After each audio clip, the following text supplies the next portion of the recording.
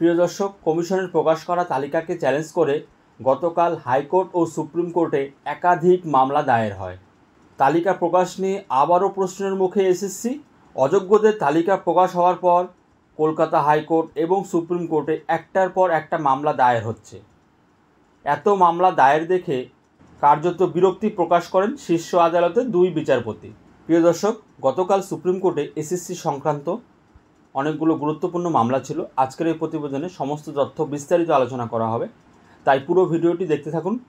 তবে তার আগে আপনাদের কাছে ছোট্ট একটি অনুরোধ, ভিডিওটি ভালো লাগলে লাইক শেয়ার করে দিবেন, যাতে বাকিরাও এই ইনফরমেশনটি পেয়ে যায়। মূল মামলার সাথে যুক্ত বিচারপতি সঞ্জয় কুমার এবং বিচারপতি সতীশ চন্দ্র শর্মার ডিভিশন বেঞ্চ প্রশ্ন করেন, সিবিআই তালিকায় আরও অযোগ্য প্রার্থীর নাম ছিল, তাদের নামের তালিকা কমিশন কেন প্রকাশ করেনি? বিচারপতিদের কড়া মন্তব্য।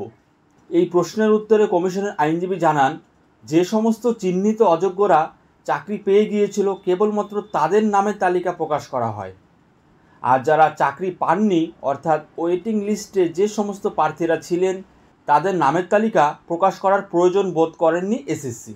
মূল মামলাকারীদের আইনজীবী এই বিষয়টি বিরোধিতা করেন।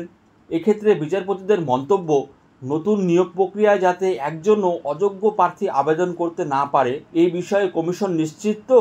পাল্টা কমিশনের আইনজীবীর জবাব, এই বিষয়ের উপর কড়া নজর রাখা হচ্ছে। গতকাল স্নাতক ও স্নাতকোত্তর স্তরে ন্যূনতম নম্বর নিয়ে কলকাতা হাইকোর্টের নির্দেশেও হস্তক্ষেপ করেনি সুপ্রিম কোর্ট।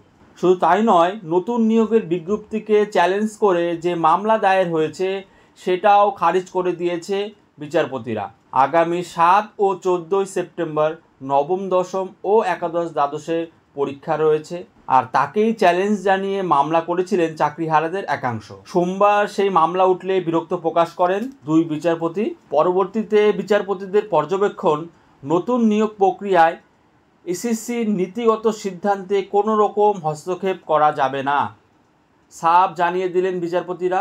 অন্যদিকে নতুন নিয়োগ প্রক্রিয়ায় অংশগ্রহণ করার জন্য চিহ্নিত দাগিদের মধ্যে 350 জন হাইকোর্টের দ্বারস্থ হন।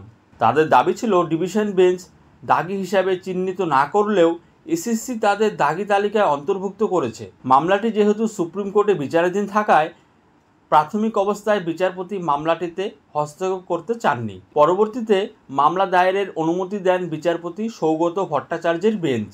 অন্যদিকে সুপ্রিম কোর্টে এসএসসির প্রকাশ করা তালিকা নিয়ে সরব হন আইনজীবী ফিরদৌস শামীম। ওনার বক্তব্য, চিহ্নিত দাগিদের সংখ্যা মোটেই 1806 নয়, সংখ্যা আরও বেশি। আইনজীবী জানান, এই নতুন নিয়োগ প্রক্রিয়ায় দাগিরা অংশগ্রহণ করে নতুন নিয়োগ প্রক্রিয়াকেও কালিমালিপ্ত করছে। ওই দিন সুপ্রিম কোর্ট থেকে বেরিয়ে আইনজীবী ফিরদৌস শামীম কি জানালেন, আসুন জেনে নেওয়া যাক।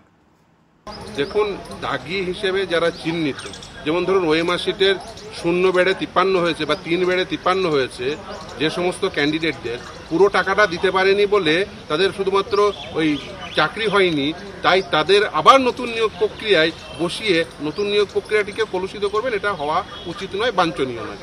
শুধুমাত্র যারা চাকরি পেয়েছেন তারাই শুধুমাত্র এই দুর্নীতির বেনিফিশিয়ারি তা তো নয়, এর বাইরেও বেনিফিশিয়ারি রয়েছে। যাদের চাকরি হয়নি অথচ তাদের নাম্বার বাড়িয়ে দেওয়া হয়েছে, তারাও কিন্তু বেনিফিশিয়ারি। এবং অ্যাপার্ট ফ্রম দ্যাট, মূল বেনিফিশিয়ারি হচ্ছে যারা অর্থ নিয়ে বেনিফিট পেয়েছেন। আর এই সংখ্যাটি কখনোই 1806 নয়, এই সংখ্যাটি এর থেকে অনেক বেশি। ফলে এই এসএসসি তাকে আবার ওই লিস্ট বের করতে হবে। সেই জন্য দেখবেন প্রথম দিনই যে লিস্ট বের করেছে সেটিকে লিস্ট 1 বলে অভিহিত করেছে। যেদিন লিস্ট 1 বের করেন সেদিনই আবার রাত্রিবেলায় একজন এমএলএর মেয়ের নাম দেওয়া হয়নি, রাত্রিবেলায় আমরা বলাতে রাত্রিবেলায় আবার একটা অ্যাডেন্ডাম এসছে।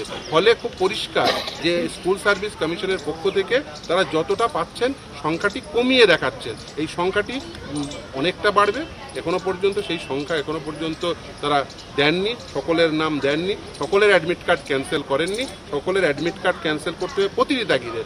একজন দাগিকেও নতুন নিয়োগ প্রক্রিয়ায় বসানো যাবে না, তাহলে নতুন নিয়োগ প্রক্রিয়াটিও কলুষিত হবে। কিন্তু স্কুল সার্ভিস কমিশন, রাজ্য সরকার এবং বোর্ড, তাদের মূল এন্ডেভার হচ্ছে এই যারা দাগি তাদের সঙ্গে থাকা।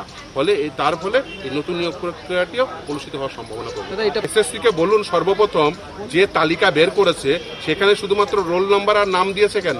বাবার নাম কি, কোন স্কুলে চাকরি করে সেই ডিটেলস কেন দেননি, কোন ডিস্ট্রিক্ট থেকে? তার কারণ নির্দিষ্ট ডিস্ট্রিক্ট ম্যাজিস্ট্রেটদের প্রতি যে ল্যান্ড রেভিনিউ আকারে যে মাইনের টাকা ফেরত নেওয়ার ডিস্ট্রিক্ট ওয়াইজ লিস্ট প্রথম কথা বের করেননি। তাহলে এই সমস্ত ডিটেলস দিয়ে লিস্ট বের করতে হবে। দ্বিতীয় হচ্ছে যে কাউন্সিলিং ওয়াইজ লিস্ট বের করতে হবে। এখনো পর্যন্ত কাউন্সিলিং ওয়াইজ যে কোন কাউন্সিলে, ফার্স্ট কাউন্সিলে কারা কারা অ্যাপয়েন্টমেন্ট পেয়েছে, সেকেন্ড কাউন্সিলিং এর মাধ্যমে কারা কারা অ্যাপয়েন্টমেন্ট পেয়েছে, থার্ড কাউন্সিলিং এর মাধ্যমে প্রথমে রেকমেন্ডেশন, তারপরে কি করে অ্যাপয়েন্টমেন্ট লেটার পেয়েছে, প্রত্যেকের নাম বের করতে হবে। শুধু তাই না, আপনি দেখবেন যতজন রেকমেন্ডেশন পেয়েছেন তার থেকে বেশি অ্যাপয়েন্টমেন্ট লেটার ইস্যু হয়েছে। তাহলে এক্সেস অ্যাপয়েন্টমেন্ট কোন কোন ক্যান্ডিডেটরা পেয়েছে, এই কাজ তো এসএসসির এবং বোর্ডের। এই কাজ বলুন, আপনারা সমস্ত ডাটা আমার অফিসে দিয়েছেন, আমি করে দেবো এক্সেল শিটে, কিন্তু আপনারা ডাটাটা চেপে রাখবেন। আপনারা ডাটা দেবেন না, ইভেন আরটিআই করলেও তথ্য দেন না, তথ্য চেপে রাখেন।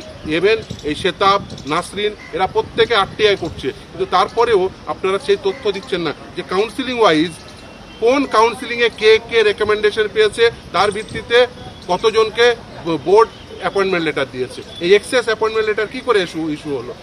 এর আগে বোর্ড একসঙ্গে ধরে লিস্টটা দিয়ে দিয়েছে, কিন্তু কাউন্সিলিং ওয়াইজ লিস্ট সেটা কোথায় আছে? ওয়েবসাইটে আপলোড করুন। কিন্তু স্বচ্ছতা তারা চান না, তাই তারা ওয়েবসাইটে কাউন্সিলিং ওয়াইজ লিস্ট দেননি, তাই তারা ওয়েবসাইটে সমস্ত ডিটেলস দেননি। আর দেখবেন ওই অ্যাডমিট কার্ড যেখানে বাতিল করেছে সেখানে দেখবেন নাম দেয়নি, আর যেখানে ওই টেন্টেড ক্যান্ডিডেট বলে টিচারদের অভিহিত করেছে সেখানে বাবার নামও দেয়নি, স্কুলের নামও দেয়নি, কোন ডিস্ট্রিক্ট সেটা, যাতে প্রতিভাত না হয়। ফলে তারা আসলে চাইছেন যেটা, যে লিস্ট দেব কিন্তু টাকা ফেরতের বন্দোবস্ত যেন না হয়।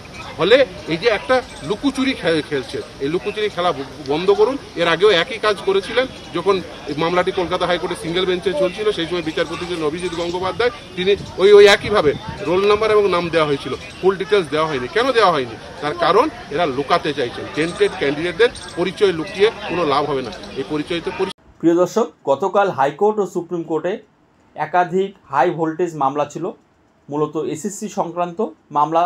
তবে আপাতত জানা যাচ্ছে যে নতুন নিয়োগ প্রক্রিয়ায় আপাতত বিচারপতিরা হস্তক্ষেপ করতে চাইছেন না।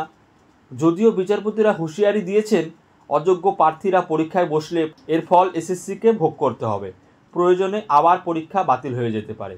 প্রিয় দর্শক, এই ছিল আজকের প্রতিবেদনটি ভালো লাগলে অবশ্যই একটি লাইক করবেন, আর এই ধরনের আপডেট ইনফরমেশন পরবর্তীতে পাওয়ার জন্য আমাদের চ্যানেলের সাথে যুক্ত থাকবেন।